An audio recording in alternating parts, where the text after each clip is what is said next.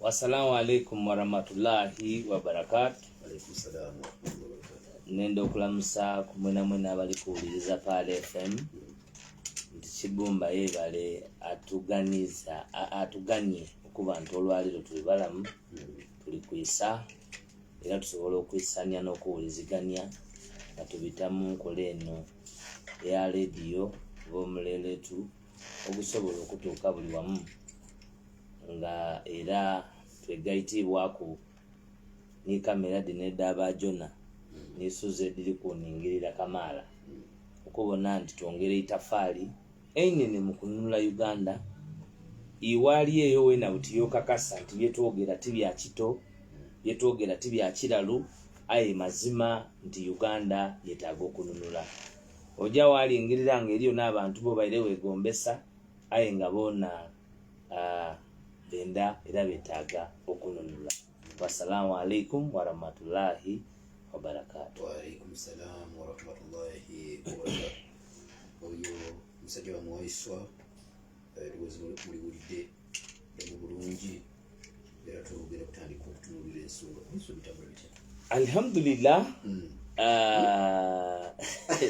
Kayongo. Alhamdulillah Kayongo. Ku lunaku lwa Sunday omwezi guno gwa nkizo nnyo eri bannankyukakyuka ne bannayuganda. Ennaku z'omwezi nga 18 19 nnaku za byafaayo nnyo eri bannankyukakyuka kubanga olunaku olunakyemalira dictator Yoweri Kaguta Museveni nga yegasse wamu ne mutabani we bakola ate eky'ebyafaayo ekibadde tekinaba kubeerawo mu byafaayo bya Uganda bw'osoma okuva mu butemu obwaliwo naddala nga tutandika okunoonyereza okufuna independence yali very peaceful naye nojja n'otunuulira nti n'amiini talinayo likodi we yakola ttemu ly'abantu bangi bayingira 155 nga tebafunye wadde verdict yonna naye nga bali murdered in broad daylight. In fact ebyafaayo byongera okulaga nti wadde ne mu lutalo olwa General Yoweri Kaguta Museveni ne government ya 1980 eyali ebyakalulu yeke yali ategese mwennyini kubanga bannayuganda balina okumanya ti emivuyo egyali mu kalulu n'ebyavaamu abantu okuyiwa omusaayi byali bivunaanyizibwa butereevu General Yoweri Kaguta Museveni kubanga yali aparticipatinze mu kalulu ako ng'omutegese era omumyuka wa Muwanga. Wabadde tewabangawo ttemu ku bannansi batali ba combat. Wabadde tewabangawo ttemu eri bannansi batali combat ng'eryaliwo November 18 2020 egiweze emyaka 3 kati. So abatali combat otegezaaki abatali bajaasi combat kyekintu yo muntu abajjudde ng'era akirizibwa okuba mu lutalo lwonna naye okulumba bannansi ate ekyokubiri era mu byafaayo kati nabadde ngezaako okugatta ebyafaayo bya Zimbabwe n'ebyafaayo by'ensi endala era nga mu byafaayo Uganda ekwata kifo kya kumwanjo nnyo era abatukulembera General Yoweri Kaguta Museveni ne General Muhoozi bayina omudaali gw'okutulugunya bannansi okukira abalala bonna kubanga batulugunya abantu abasukka kumpi 3,000 mu kalulu aka 2021 olw'okuba abantu baali bamaze okusalawo tibagenda kutambula n'omwagala w'abangi ife abasoga gwe twatuuma era gwe twagulika erinnya lya Ngobi. So mwezi guno gwa byafaayo gye tuli nabwe kityo ennaku z'omwezi nga 19 olunaku olwo twalukuzizza si mu kulukuza okujaganya naye okulukuza okubeera ezimu ku nnaku ezirijjukirwa mu byafaayo bya Uganda. Commando unit ampuliriza ke kabinja k'abakugu ababa basoma okutemulira ewala n'okumpi obutemu bwabwe bwa njawulo naye ekyali ekyenjawulo ku bano akabinja kano okusinziira ku bigambo bya General Yoweri Kaguta Museveni ke baaleeta akugamba nti baali ba sniper. So bannayuganda baba snipinga era ng'omumwe muli watali na kubusabusa mukyala Kamuyati eyali aweereza emmere bwe batemulira ku Kampala Road ne bamulesa abaana bana nga yali mukyala Musoga ow'ebugiri. So ensonga zino zitukwatirako ddala wamu, ate nga bw'owulira nti kamu ati omusoga baamutemulira bugiri, oyongera okukaaba amaziga kubanga eruwuuka gye baakwata omwagala w'abangi. Ojjukira bulungi nnyo nti gwe yenna mpuliriza ebusoga gye baasinga okukolera effujjo ku His Excellency Robert Kyagulanyi Ssentamu baali bamutemulidde ku bridge. Bwe bava mu kwagala okumutemulira ku bridge baali batemulidde e Budondo bwe twali tuva e Kamuli, tebaakomaawo okwagala okututemulira e Budondo. Era mu mbeera y'emu mu kibuga ekyo kyennyini era mu Busoga mujjukira nti obwasooka okufulumira ebifaananyi eby'abajaasi aba Uganda People's Defence Forces abaafukamira wansi ne bagezaako okukuba abantu nga bakozesa emmundu ya AK-47 abaali bawuga olubalama okugenda okusisinkana omwagala w'abangi His Excellency Robert Kyagulanyi Ssentamu. Nabwe ekityo guno omwezi si gwa kusaagirako era teguliba gwa byakusaagirako mu byafaayo bya Uganda. Nakyemalira kino nkiddamu era omugezi akimanye, ne bw'alikola ebintu emitwalo 10 okusiimulawo obutemu bwe yakola Regional Muhoozi ne banne, nti ne bwe mulikola obuboko ebintu ebisukka bitya tewali kye mugenda kukola kijjewo ettemu lye mwakola ku Bannayuganda Novemba 18, Novemba 19, newe muliba mutemudde abo balyogerako nga bwe musuubira nti musobola nakyo okukikola. Nina kye njagala nzigireyo. Ogeze n'ogamba nti olunaku luno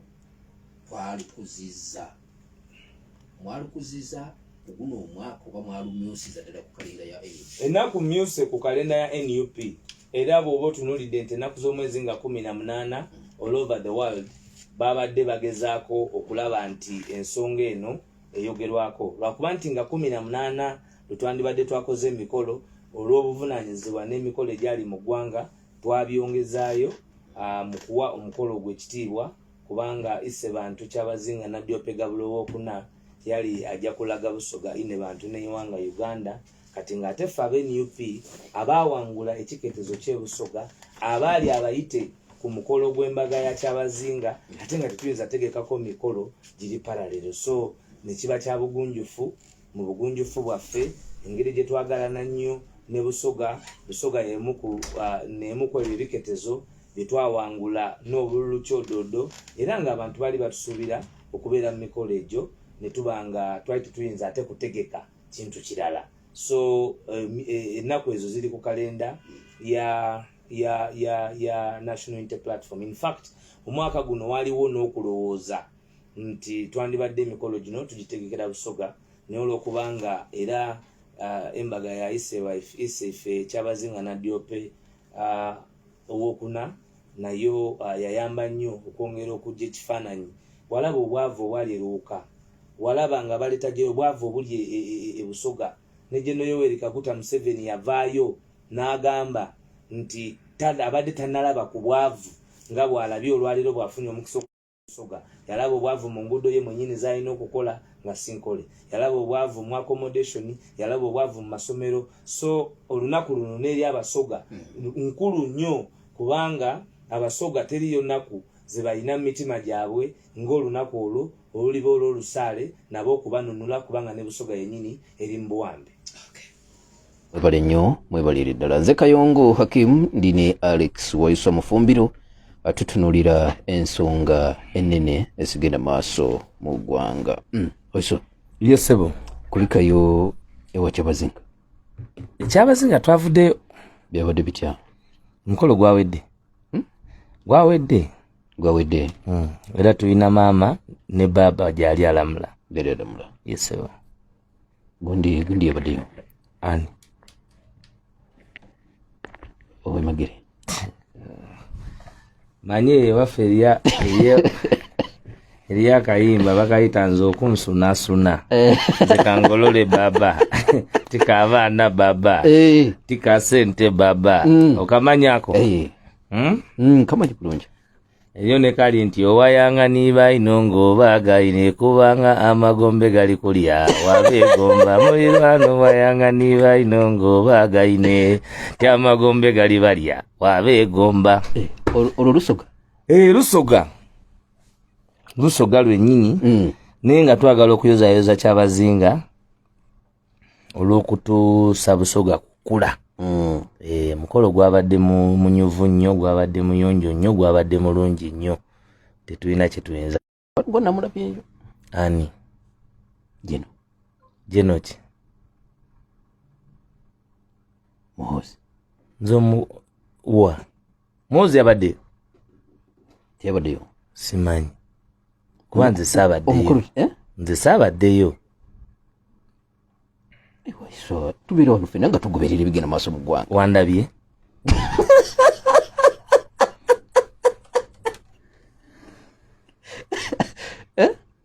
saasobola kubeerayo saasobola kubeerayo naye ebyo bye bibeera mu mbaga. Embaga si buli omuntu oba olina okubeerayo, era nagamba abasoga nti ffenna buli omu ajaganye wa waali.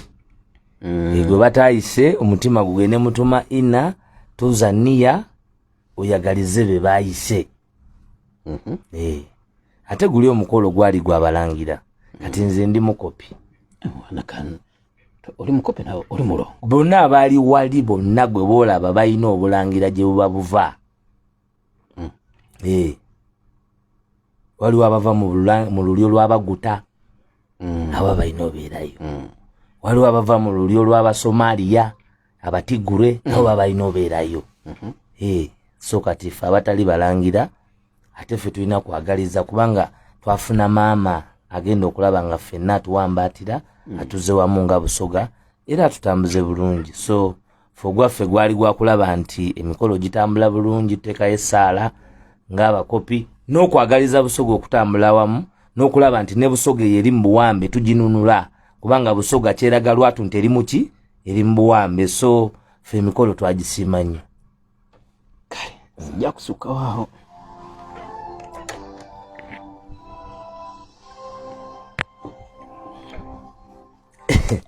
Kayongo kiki? Kayongo ekituufu president teyasobola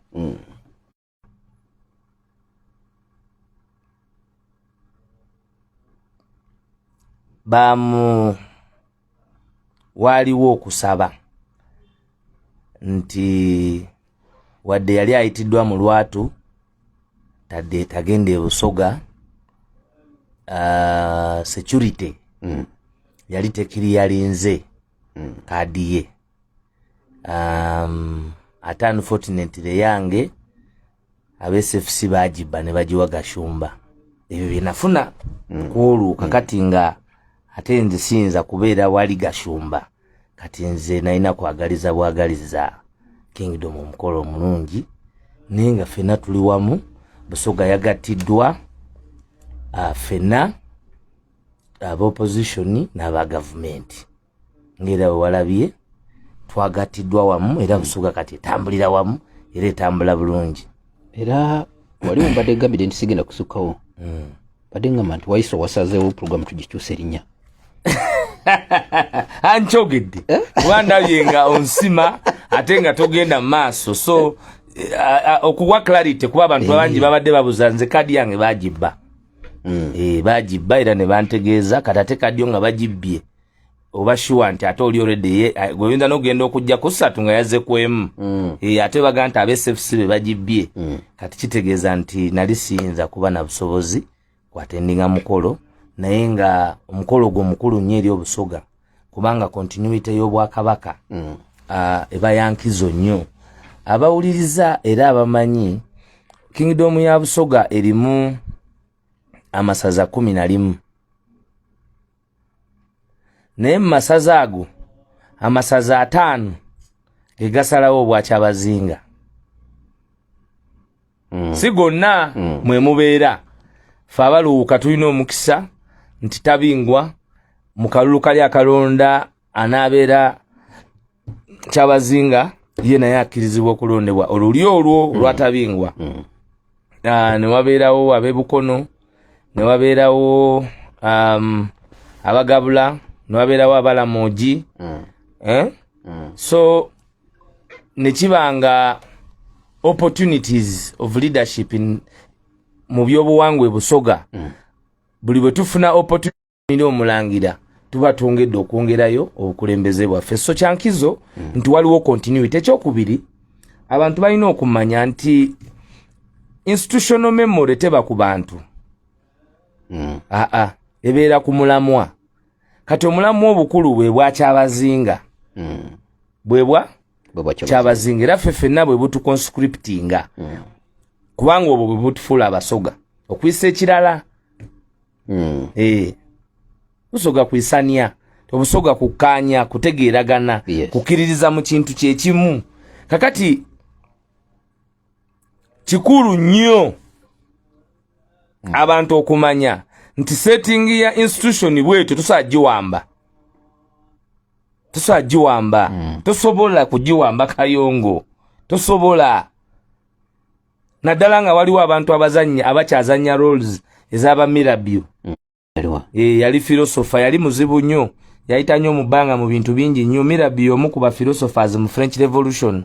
Nagamba nti nja kuwaayo obudde lumuzi gye nsomese French Revolution kubanga erimu ebyobufuzi bingi gwe byolaba olwaleero. Yagamba nga yali noble kubanga mwali mu class divisions mu Bufalansa wakati wa 1000 mu centuries ezo ezaali zateekebwawo obwakabaka.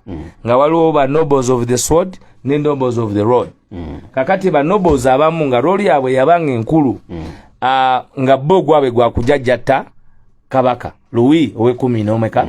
Ne Mirabyo as a philosopher yatuukanga n'awakanya kuba mu nkiiko muli mwe baleeta ensonga yabangamu. So bwe baleeta ensonga y'ebyensimbi nga balese ensonga y'ebyensimbi ndowooza bwe mazijjukira bulungi bannabyafaayo banaatujjukiza. Neka ye yali minisita w'ebyensimbi, ye yali ani minisita w'ebyensimbi kati mu Uganda. Si Kasaija. Kasaija ye minisita wa finance. Kasaija tali mu public service. Kasaija kyaliwo. Kasaija ye w'ebyensimbi. Ibuzaabuza nti bonna balaba bajja. Kakati nola ow'ebyensimbi w'ebiseera ebyo lugoloobi. Buli kintu akibeeramu, mabati agatutte, yaleeta ebyensimbi okuyamba ensi. Kati lugoloobi w'ebiseera ebyo mu Bufalansa bali bamuyita Neka. Kati nga Mirabyo agamba kabaka nti Neka tasobola dakiika wadde n'emu kubanga byayise ebyensimbi okuyamba abantu bisobola okubayamba. Olukiiko lulimba nobles, the nobles of the sword and the nobles of the robes, abaweereddwa ebitiibwa ab'engoye ne bali abazaalibwa abaki ab'amafumu. Lutudde lulaba Bufalansa ate nga yakkiriza nnyo mu bwakabaka ng'obwakabaka ayagala busigalewo. Naye ng'agamba bali ababeera n'obwakabaka nga bagamba nange tubeere nga tukola ebintu ebisobola okukkirizibwa ki abantu. Nga Mirabyo bamuwulira.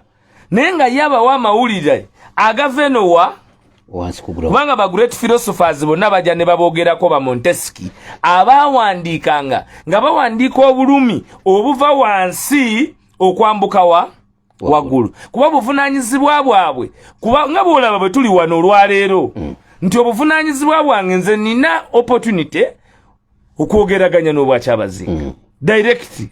Nina opportunity okwogeraganya naffe abakopi abawansi. Kati bwe nfuna omukisa n'enzija ku paalo oba ne mbasisinkana kinkakatako obukakasi okubabuulira obulumi oba obulungi obuli mu bantu abawansi naye n'abawansi okubabuulira biki ebibateekerateekera abawaggulu.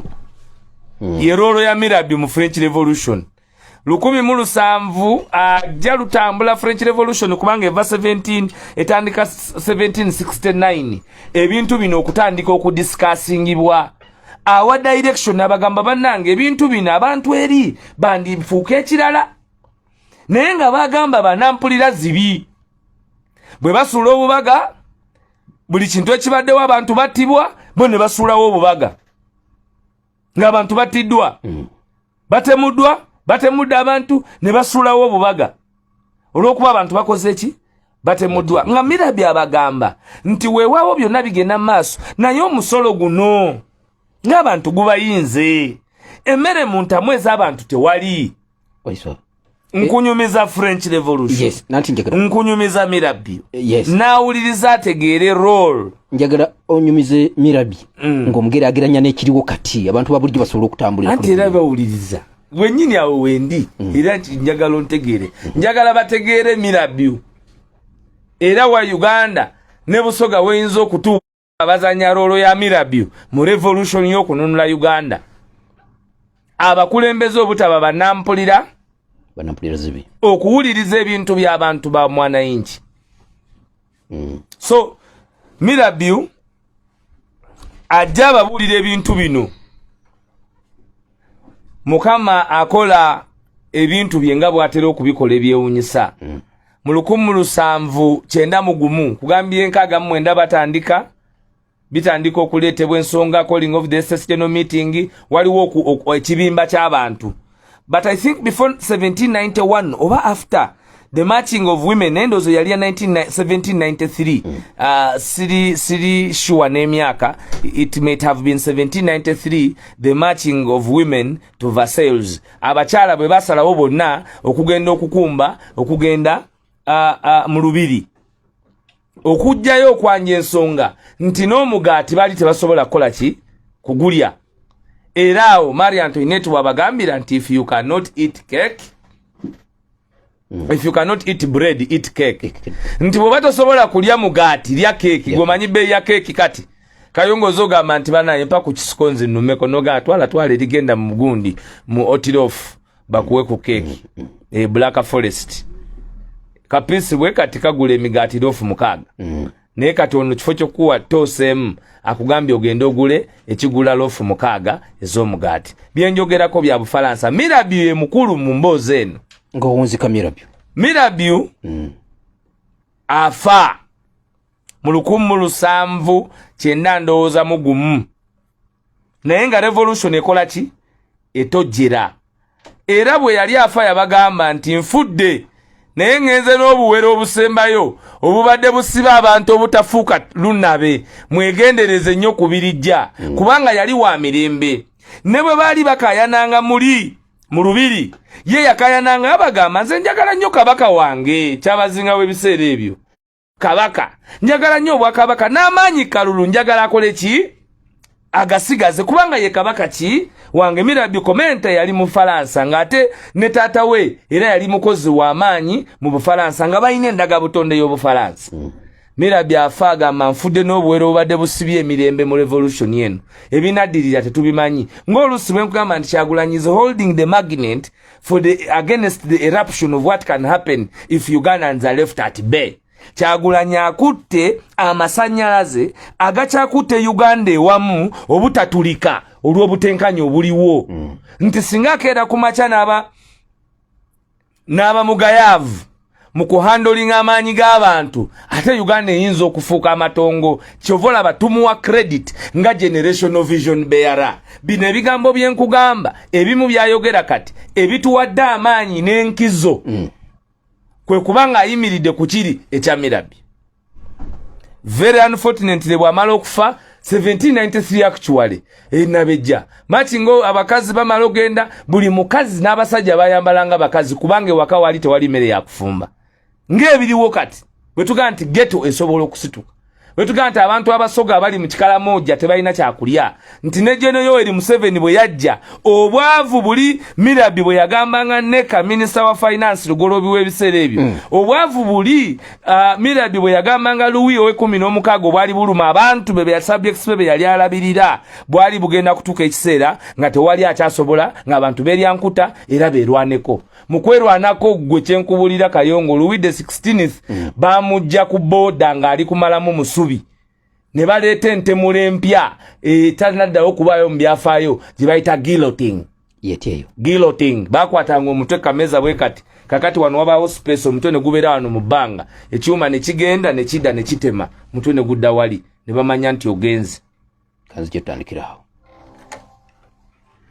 Bagiyita Pal FM 107.9 ekkula eri omutulujo eri jonyonyodde ntegeddeyo bulungi era njagala tubeeyo walikyaliwo wenjagala nkulaga kabaka bamujjako omutwe dakiika zinayoyoma reign of terror French Revolution gwali musaayi naye nga byonna yabibagamba kati fe obuvunaanyizibwa bwaffe tujja kwogera nga ba Mirabyo tujja kwogera nga ba Montesquieu tujja kuvangayo tubulira abantu amazima newegana abagakaba wagatya nti ensonga ze tuyimiriddeko kati wakyaliwo musoga yenna abusabusa nti busoga abasajja tebagiwamba ate nze ekinnuma munnange eyo Busoga si gye twakuliramu Kayongo nze Busoga gye nakuliramu kankubulire Kayongo ku ssaawa zagendanga okuwera essaawa nga tewetaga ssaawa ku mukono wali ku Victorian Primary School kubanga wakeranga ku macha ku 12 nga waliwo akadeka factory akavuga akabieti zagendanga okuwera essaawa emu ng'era akadeke nyini ako kakuba kabagamba nti kati muyingire mutandika okukola emirimu kusawa zigenda okuweranga nyakitundu in fact zagendanga okuweranga 12 ng'emmeri train etuusize maali n'emmeri bituuse bimaze okugoba train erese maali egenda ku meri emmeri erese maali jejewa nga waliwo business thriving nga wa boda ina jajje ebintu ku Ripon ku landing site era nga ebintu ejinyanga blossoming nnyo olwa business nti abantu bakolanga ebintu byonna naye ng'emmaali etuukira Jinja kubanga luli oluguudo lero likiriza Uganda nga luyina n'amaziga Lake Victoria Jinja bagyonoona ebyo byonna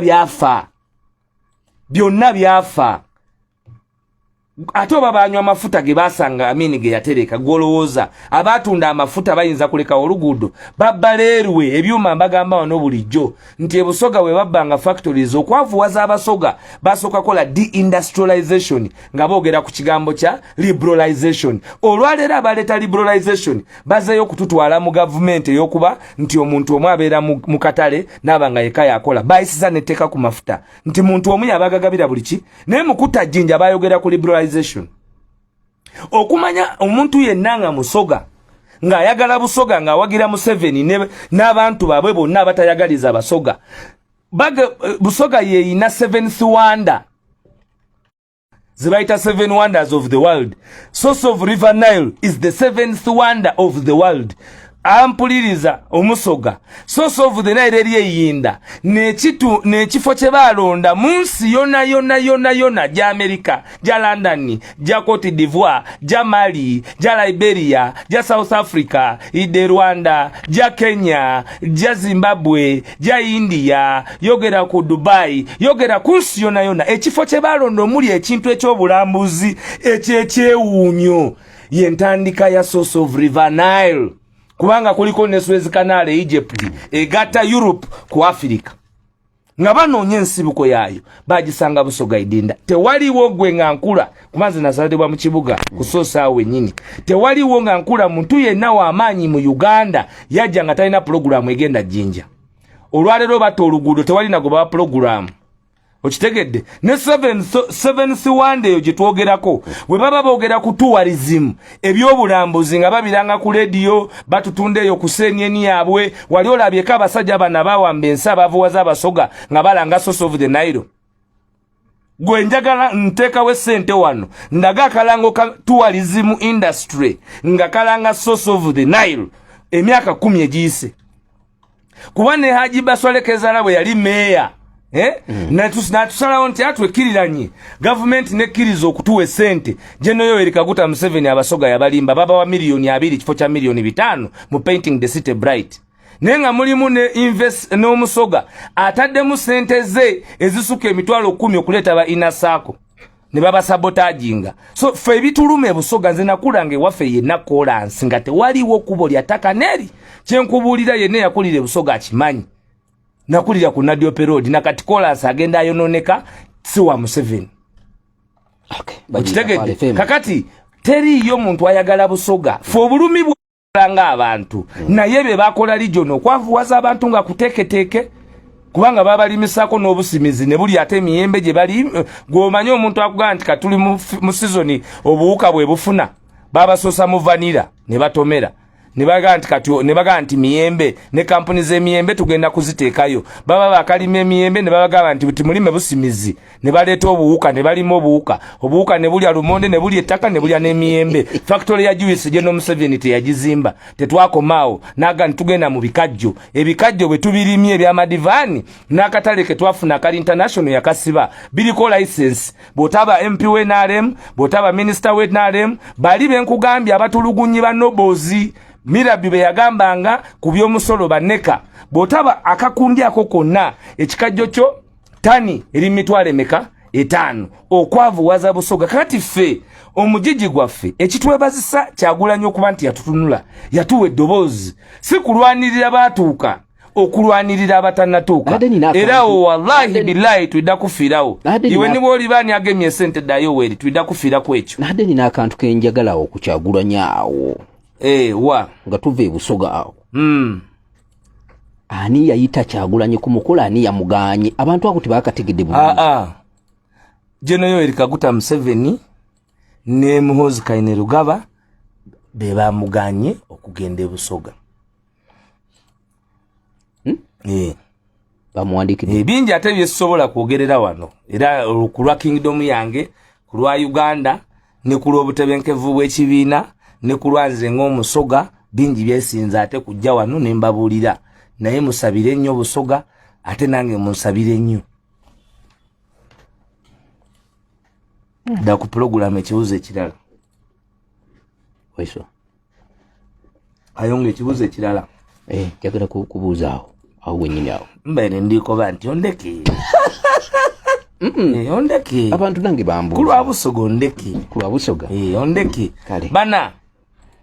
abana Uganda Busoga mugende nga bwe mugibona kuba yonebe endaino mwebale ino mwebalirira labo n'obubaka bwange kyabazinga lataife gabula na diope wokuna tukuyozayoza emikolo era tukwendeza nkabi mu kulamula Busoga ne mama ku nsonga ze Busoga nkuleko oterere bukalamu mutuleke mutubone bubone kale kanzije katono Busoga twagala kuvayo lumonga nga tukimaliriza buli kimu Waiswa njagala tunulireko ku nsonga za bijirwa ziyimiridde zitya nsonga za bijirwa ne NUP mbigirwa na NUP nsembi okuwulira nga leero abadde Kamuli okusinziira ku mikutu gino egyewala naye wabaddewo enkyukakyuka mu bukulembeze obwe Busoga nitubanga mwami Andrew Kaluuya ajja kugira nga akola emirimu gy'okumobilizinga Eastern Uganda mu nkola ya harmonization of teams and realignment ku butya bwe tugenda okusamba okuwangula obuwambe Busoga bwerimu okuginunula ebeere emikono gy'abannansi n'ate wangule n'emmundu egiri mu bulago nteekateeka zituuse za kukyusa bukulembeze oba kino kyabadde agent nga bijirwa alina okusooka naddako ebbali harmonization team eye Busoga n'obukulembeze bwakidiminze fit mu lutalo tewabaawo nti nkyoba luli mu lutalo redeployment ejjanga bukyali musambi bayinza oga nti agusooka ojje gweddayo so realignment mwenyupe mujagiraba nnyo kubanga ffenna wetuli tetuliiwo nti tuliwo katala tuli mu lutabaalo leero no bamuwa luli oli ne bamuwa it is responsibility okulaba ntunulula nakyemalira kuba ffenna tukyali ku goolo y'emu ebifo bino bye tokipayinga just number nti gwe leero gw'obozanye wano basobola okugamba nti abadde azamanyamba 6 dda mu 7 abadde mu 7 dda mu 8 tukankiteeke mu lulimi lw'entegeera ekitegeeza kati bijirwa takyakomandinga Busoga ku lwa NUP okukomandinga wenjogerera kati obuvunaanyizibwa bw'okukunga n'oku mobilizinga Eastern Region buli mu mikono gya Kaluuya mu nkola y'ekiseera okay bagiyita Pal FM ne kano njagala okamulungule Waiswa lwaki tosima ejina Waiswa ejine namwatulira nkobye ebyebusoga otasima tosima eji programu tojidi kale sima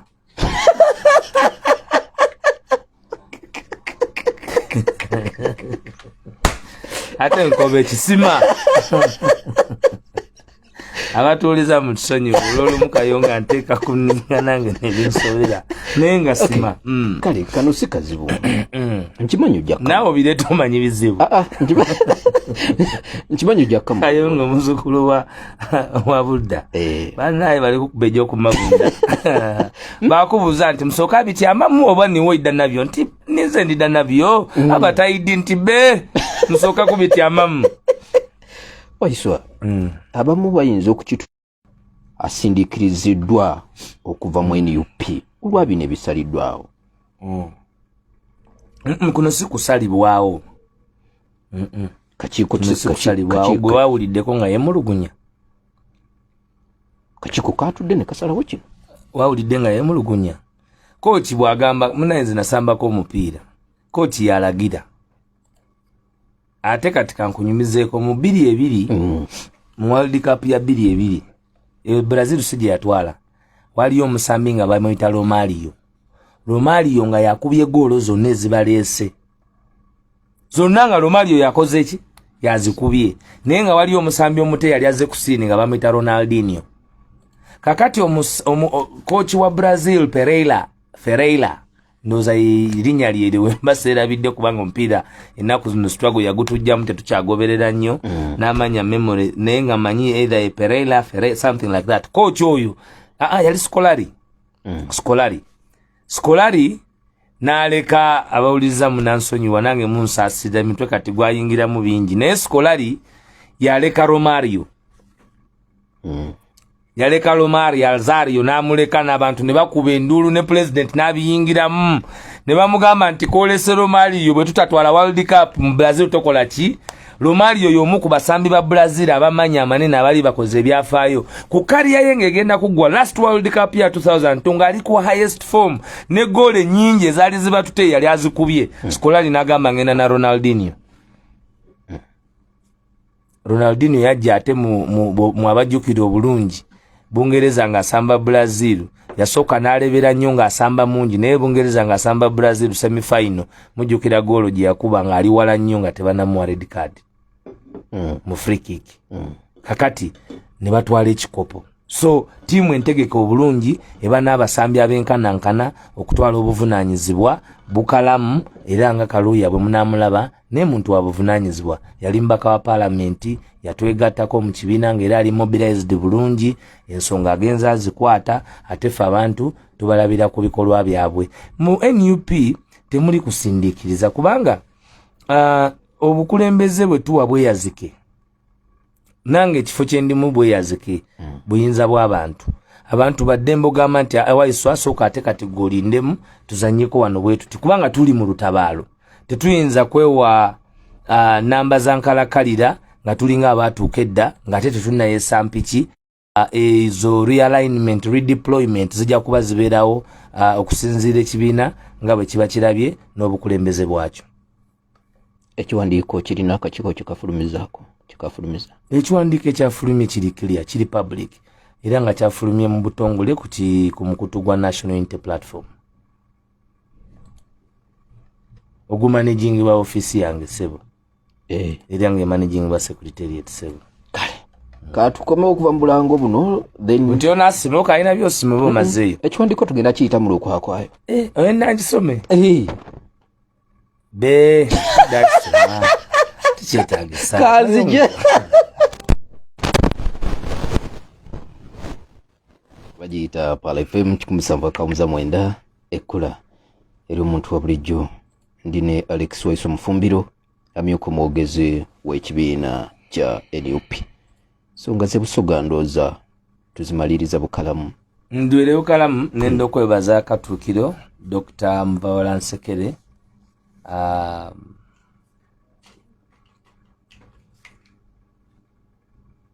nenda okwebaza akatuukiro Dr. Mvawola Nsekere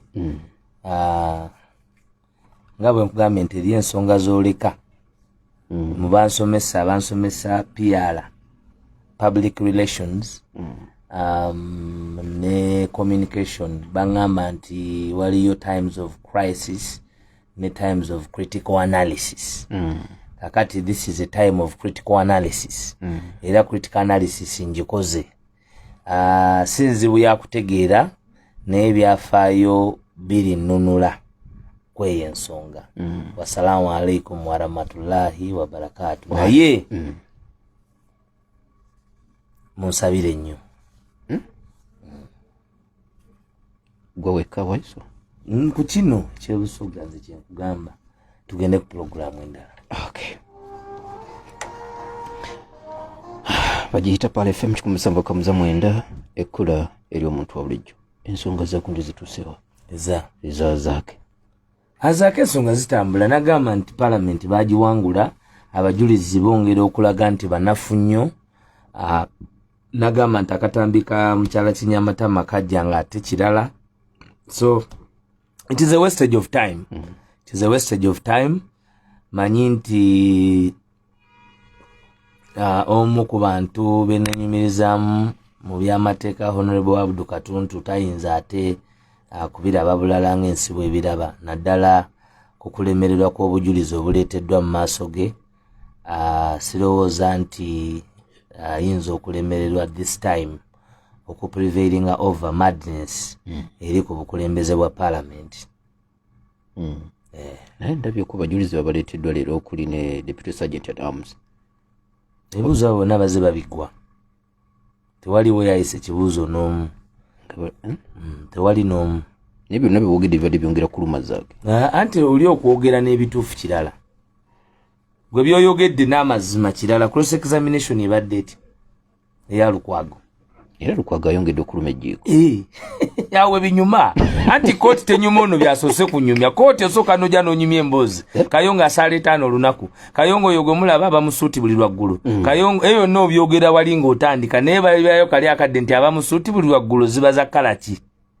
Awo n'olyoka owulira muntu bw'atega nti kituufu nti atera kwambala kala ki daaka light. Awo n'owulira bw'atagala muna.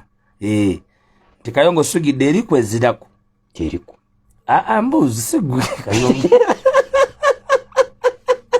Abawuliriza Kayongo alina swigida naye ekibuuzo ekyo oli wali bw'akyogera akyogera buki nga tamanyi so wabeerawo kibayita cross examination.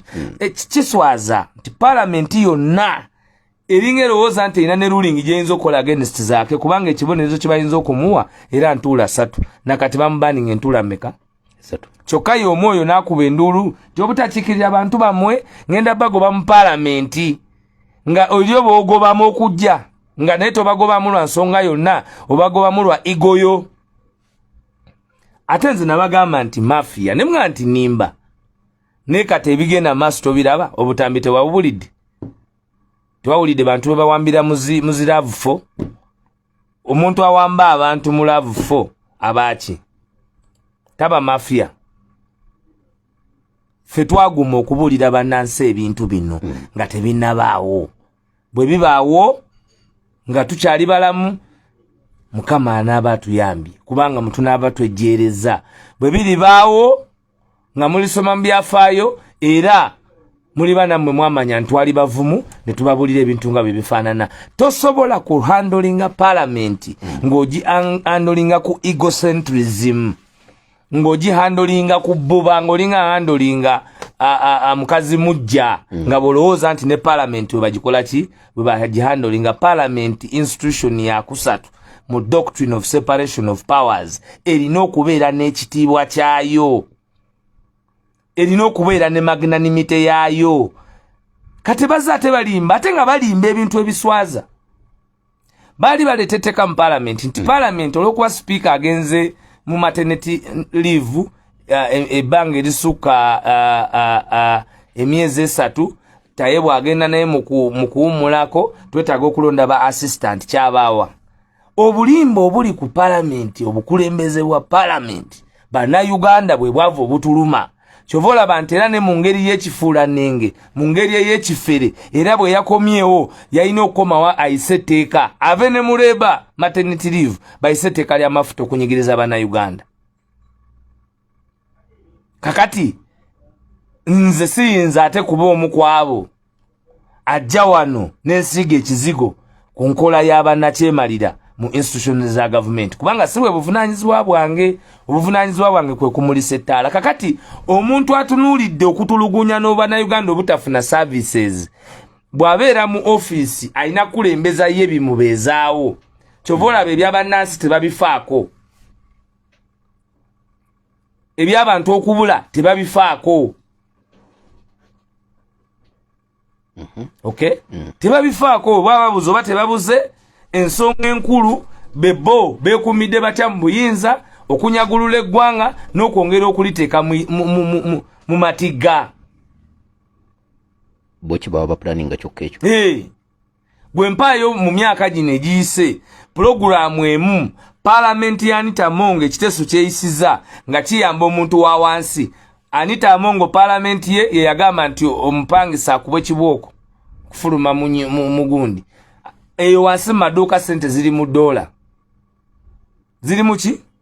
Mu Uganda omusuubuzi rent olwokubanga n'oli nanyini kizimbe yalemererwa engeri gy'ayinza okumanaginga mu sente y'awantu terina mugaso. Naye oli atunda mu shiringi, emuga atunda mu shiringi, okyuse shiringi zompe eki? Mpe dola. Gwe bakikola mu nsi ki? Nga mulimu economic planning. Ebyo nabivunanyizibwa kwanitamu. Kuba speaker, the third institution, police yonna, government executive. Ababaka mwibali. Ate ababaka nkwame management kuba naye micro manager. Ate sina manager ye miss manager. Micro miss manager. Gomanyo kubanga buli kintu wakifula kya nasiba mukange naye nga ate toyinayo wadde na kimu kyoyinza tuukiriza mullo.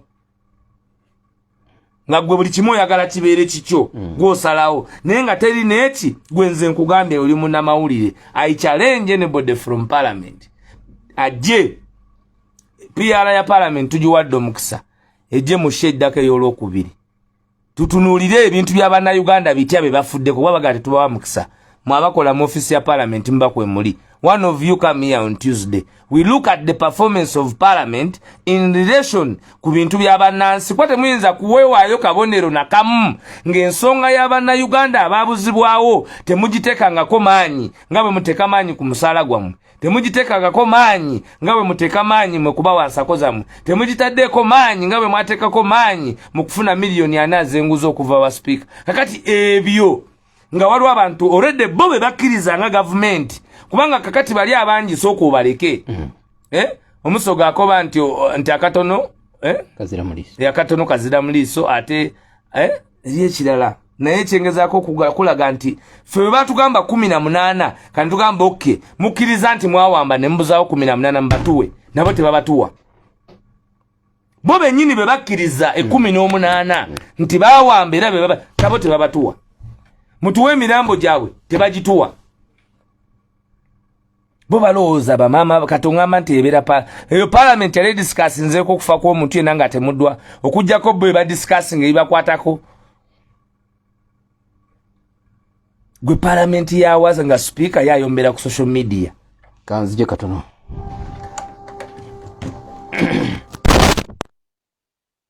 Waiswa ndabakadde katutwala naye gundi ono enso obadde obumanyi bulungi.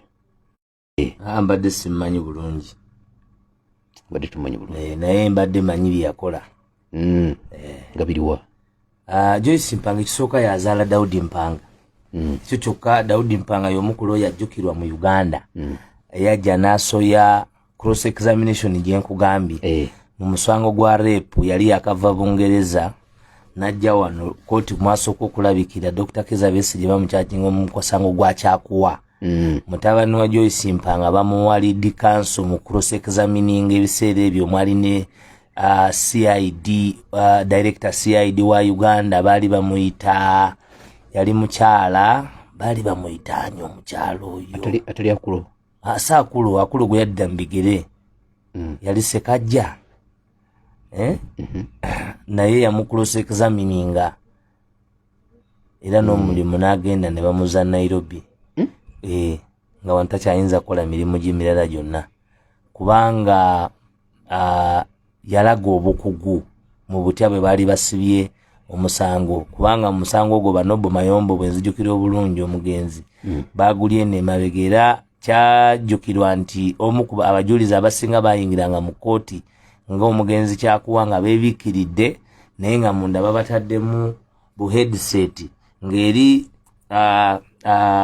Mpanga bwabuuza ebibuuzo eno Kyakuwa bwaddamu naye nga si yaddamu ng'ate Bamayombo balina gye baatudde be bamubulira ebyokola ki naye Mpanga yabuuza Kyakuwa ebibuuzo ne batimanya Kyakuwa n'atandika okwagala okakwatako nga ansa taziwulira nga bijjanga amazzi. Ekyokubiri Bwakabaka bwa Buganda toyinza kuboogerako n'otoyogera ku Joyce Mpanga. Kituufu. Bali instrumental nnyo kubanga ate baweera ne yali wa kitiibwa Emmengo so bali very very instrumental era ne mukubeerawo ne mukutandika kwa Obwakabaka oluvannyuma lw'okubanga buddiziddwa mu 1993. Kyokusatu abadde mukyala muyivu y'omu ndowooza ku bakyala abaasooka either okuba ne degree oba mu buyivu omwo y'omu ku bakyala aba Uganda abaasooka okubeera abakukunavu ku level eyiye eyokuba nti asobola okuweesa. Abadde nakinku, abadde mugezi nnyo, abadde administrating ng'era atula ku board ezigasa eggwanga lino ez'enjawulo. Nkakasa nti eggwanga lifiiriddwako omuntu abadde obuvunaanyizibwa asobola okugibwako amagezi ku nsonga ez'enjawulo. Bye bitono bye mbadde mumanyiiko, naye nga okuba nti mumanya nnyo ekiwanvu kwe kuba nti azaala lawyer nakinku. In fact so bali ndowooza nga basatu abali vibrant, era twagala aba program ene ya NAMWATULIRA okutuusa okusaasira kwaffe eri wekitiibwa Daudi Mpanga ne family yonna ya Mpanga olw'okuviirwako apira ennene ey'obuvunaanyizibwa nga mukyala Joyce Mpanga wamu n'okusaasira Obuganda bwonna. Ssaabasajja Kabaka twakuumye bubi kuba manyi nti ewa Ssaabasajja Kabaka Joyce Mpanga abadde mpaji y'amaanyi. Naye nga ebyo ebibeerawo abasiraamu mwakigonza nti inna lillahi wa inna lillahi raji'un. Okay, bamuyita Alex Waiswa Mufumbiro.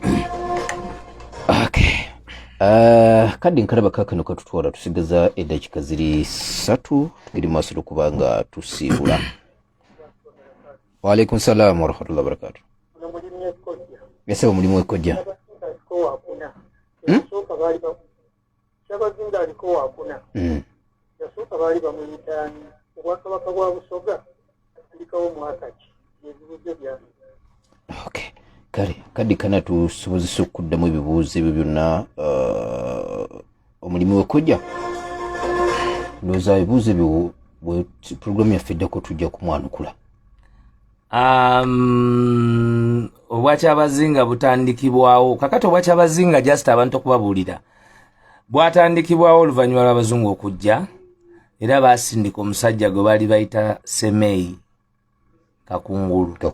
Yali wankizo nnyo mu kugatta Abasoga n'okulaba nti tufuna. Ekigambo ky'abazinga kitegeeza okutwala bonna, nga bwe mbagambye nti gali amasaza 11 kiba kya buvunaanyizibwa abantu okumanya nti gava mu masaza 5. Naye ndowooza nja kujja nga maze n'okufuna olukusa okuva mu bekikwatako nzije nambulule obwakyabazinga bwa Busoga n'emyaka gye mumazeewo n'abo babaddemu. Naye ekikulu kya byonna nti oli bw'abuuza nti